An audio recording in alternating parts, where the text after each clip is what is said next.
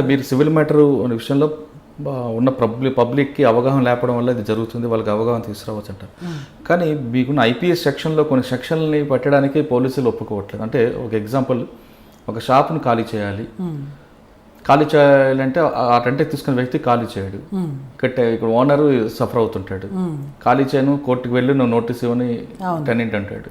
ఈ డిస్ప్యూట్ పొల్యూషన్కి వెళ్తే ఇది మాది కాదు సివిల్ మ్యాటర్ అని పోలీసులు అంటారు. కోర్టుకు వచ్చి కోర్టు నోటీసులు తిప్పుతుంటుంది. కానీ అక్కడ ఐపీసీలో ఒక సెక్షన్ చాలా స్పష్టంగా ఉందండి. 448 అని ఒక సెక్షన్ ఉంది. 447 అని ట్రెస్పాస్, 448లో క్రిమినల్ ట్రెస్పాస్. అంటే లీగల్గా ఎంటర్ అయినా అది అది ఆ అగ్రిమెంట్ క్లోజ్ అయిపోయిన తర్వాత ఖచ్చితంగా అది 420 కింద వస్తుంది. 448 అప్లిమెంట్ చేయమన్నా కొంతమంది పోలీస్ ఆఫీసర్లు చేయరు, అది కోర్టుకి పంపిస్తారు. ఇటువంటి చిన్న చిన్న సెక్షన్ని కోర్టే పోలీసులు చేయొచ్చు అంటూ ఒక డైరెక్షన్ ఇస్తే బెటర్ ఏమో అనిపిస్తుంది కదా. అంటే దాంట్లో చాలా ఇంట్రికసీస్ ఉన్నాయండి. అది బయటకు చెప్పడానికి మీరు చెప్పినట్టుగా సింపుల్గా అనిపిస్తుంది. క్రిమినల్ కేసు మనం పెట్టాలి అంటే దానికి కొన్ని రిక్వైర్మెంట్స్ ఉంటాయి. ఆ ఆఫెన్స్ మీరు చెప్పిన 448 ఏదైతే ఉందో, క్రిమినల్ ట్రెస్పాస్ ఏదైతే ఉందో, దానికి పొసెషన్లో ఎవరైతే ఉంటారో వాళ్ళకే రైట్స్ ఉంటాయి. అయిపోయిన తర్వాత అది ఇల్లీగల్ అవుతుంది. దానికే చాలా జాగ్రత్తగా అది మీరు వినాల్సి వస్తుంది.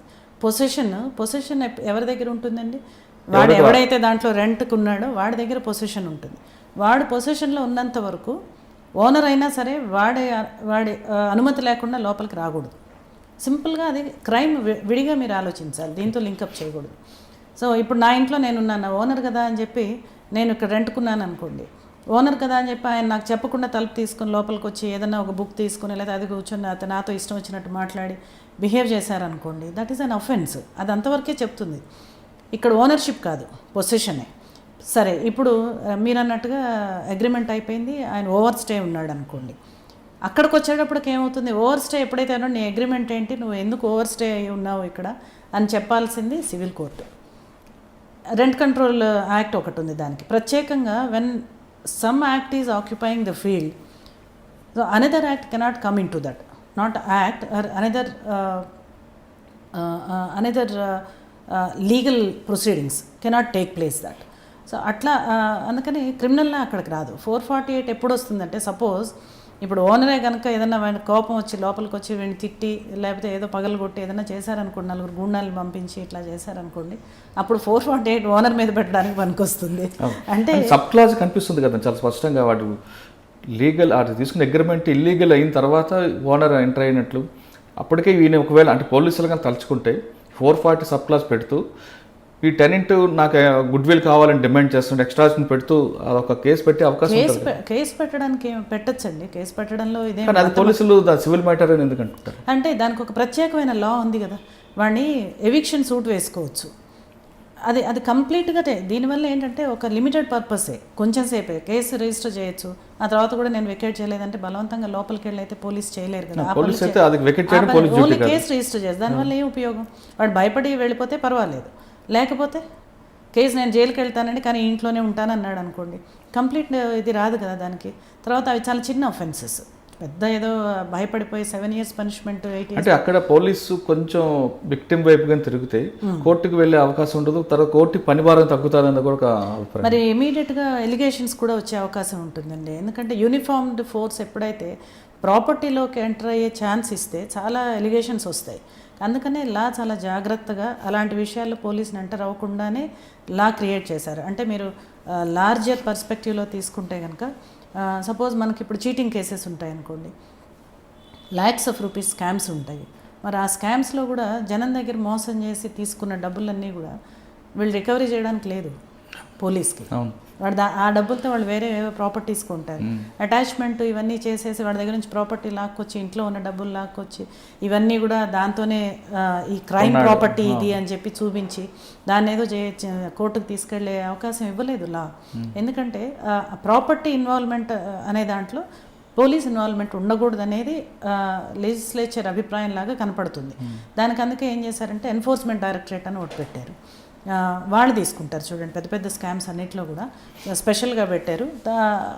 మనీ లాండరింగ్ యాక్ట్ అని ఉంది. సో దానికి వేరే ఒక ఏజెన్సీ క్రియేట్ చేశారు, వాళ్ళ కోర్ట్స్ వేరు.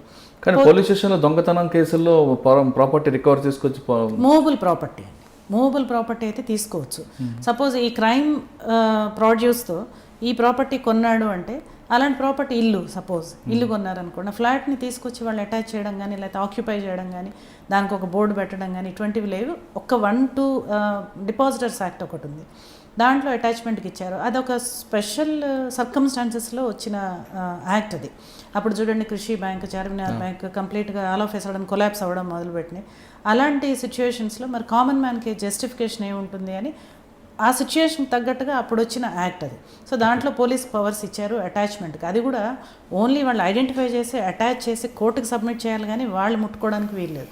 తర్వాత కోర్టు డిసైడ్ చేస్తుంది. కానీ కొన్ని కేసుల్లో అక్యూజ్డ్ దొరకకపోతే ఆయన ప్రాపర్టీస్ అన్నీ కూడా సీజ్ చేస్తే అధికారం పోలీసుకు ఉందంటారా? లేదండి, అటువంటిది ఏమీ లేదు. దొరకకపోతే అదంతా కూడా ఎన్ఫోర్స్మెంట్ డైరెక్టరేట్ వాళ్ళు చేస్తారు. దానికి కూడా చాలా ప్రొసీజర్ లోకల్ పోలీసు ఒక అక్యూజ్డ్ దొరకకపోతే వాడికి ఆక్సిజన్గా ఇస్తున్న కొన్ని ప్రాపర్టీస్ అదే అంటారా? దానికి కూడా ఒక స్టెప్ బై స్టెప్ వెళ్ళాలి. అంటే ఆల్ ఆఫ్ సడన్ దొరకట్లేదు, అది కూడా కోర్టు పర్మిషన్ ఉండాలి, కోర్టు వాళ్ళు ఆర్డర్ ఇవ్వాలి, అటాచ్మెంట్ ఆర్డర్స్ తీసుకోవాలి, వాళ్ళకి నోటీసెస్ ఇవ్వాలి, 81, 82 ప్రొసీడింగ్స్ అంటాము. అది ఎప్పుడైతే వాడు ఎబ్స్కాండ్ అవుతున్నాడో, ఎబ్స్కాండింగ్ మేము పట్టుకోలేము, వాడు వేరే బోర్డ్స్ కూడా తెలియట్లేదని పోలీసు ఫస్ట్ రిపోర్ట్ ఇవ్వాలి. రిపోర్ట్ ఇచ్చిన తర్వాత మళ్ళీ మేము అడగాలి వాడు ప్రాపర్టీని అటాచ్ చేస్తామని చెప్పి, అప్పుడు దాన్ని టామ్ చేయించాలి. చాలా పెద్ద ప్రొసీజర్ ఉందండి అది. మీరందరూ కూడా ఐ డ్రీమ్ ఛానల్ని సబ్స్క్రైబ్ చేయాలని కోరుకుంటున్నాను. For more videos please subscribe I dream. For more videos, please subscribe to iDream. మరిన్ని వీడియోల కోసం ఐ డ్రీమ్ సబ్స్క్రైబ్ చేయాల్సిందిగా విజ్ఞప్తి చేస్తున్నాను. మీరు చూస్తున్నారు ఐ డ్రీమ్ న్యూస్ని. మీరు చూస్తున్నది ఐ డ్రీమ్ న్యూస్. అంటే కళలని నిజం చేస్తూ ప్రజలకి నిజాలని కళల ద్వారా తీసుకొచ్చే ఐ డ్రీమ్కి my best wishes. For more videos, please subscribe iDream. And I am very much satisfied with the way interview went on. Kindly subscribe to iDream. For more videos, subscribe to iDream. And loads of fun entertainment and content. Do watch